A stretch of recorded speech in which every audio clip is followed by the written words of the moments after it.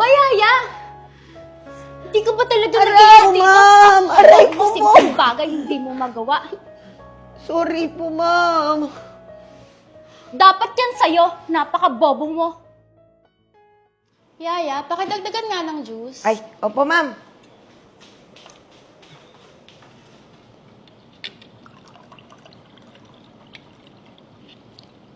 Ay, Ay, pucha! Ano ba, Yaya? Napaka-bobo mo naman. sorry po, ma'am. Sorry po. Alam mo ba kung gaano kamahal tong damit ko? Palibasa kasi, mahirap ka, kaya hindi mo alam yung halaga nito. Sorry po, ma'am. Hindi ko naman po talaga sinasadya eh. Gusto mo bang mawala ng trabaho? Magpapalit pa ako ng damit dahil sa yung matanda ka? Huwag naman po. Kailangan ko po ng trabaho dahil may sakit po ang anak ko. Yan! Diyan kayo magaling. Kesyo may sakit yung anak nyo, kesyo may pinapaaral kayo. Tas ako itong amo mo, tatapunan mo ng juice? Pasensya na po, ma'am. Hindi na po talaga mauulit. Talagang hindi na mauulit. Dahil wala na. Tapunan mo na yung damit ko. Babe, tama na yan. Hayaan mo na si Yaya. Pwede namang magtimpla tayo ng bagong juice at palaban yung damit mo. Ayoko na ng bagong juice, babe. Ayoko ng damit na to. Visit kasi ang matandang yan eh. Yaya, sige na. Timpla ka na ng bagong juice. Ako na bahala sa amo mo. Ha? Okay po, sir. Sorry po ulit.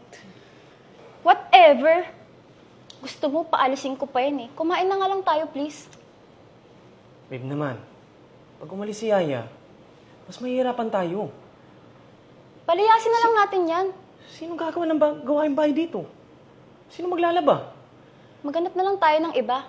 Bobo naman yan eh. Anak, dito napakainit ang ulo mo. Kain ka na nga. Kain ka na muna.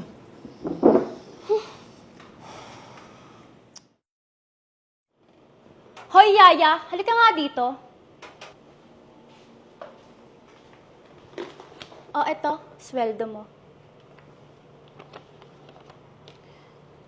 Ma'am, Bakit? May problema ka? ma'am, kasi parang kulang po yung sweldo ko. Eh, di ba nakalimutan mo? Dinumihan mo yung damit ko?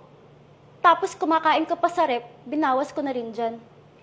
Pero ma'am, di ba sabi niyo naman po, pwede akong kumain ng tinapay at palaman basta sa hapon lang po. Eh, mahal kasi yung palaman ko eh. Kaya, binawas ko na dyan. Dahil mong sat-sat, malilate na ako. O Yaya, ikaw mo nang bahala dito sa bahay, ah. Nga pala, binigay ko na yung sahod mo kay Ange. Nakuha mo na ba? Opo, pero Ano?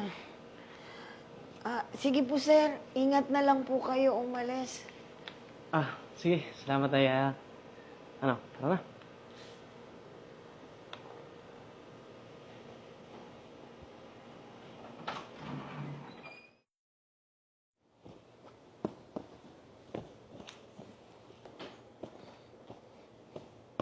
Yaya, pakitulungan niya ako dito sa likod ko. Ma'am, teka po. Ma'am, saglit lang po. Hindi ko po kasi makita. Dito lang. Teka po, ma'am. Sandali po. Aray, ano ba, Yaya? Hindi ka ba talaga Aray, nag-iingat dito? ma'am! Aray po Kasi po! kung bagay hindi mo magawa. Sorry po, ma'am. Dapat yan sa'yo. Napaka-bobo mo. Matanda ka na pero wala ka pa rin ginawang tama. Pasensya na po kayo, ma'am. Babe, ano naman to?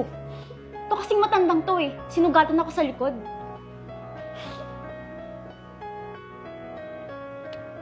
Babe, wala naman eh. Kahit na, palayasin na natin to. Sir, ma'am, huwag naman po.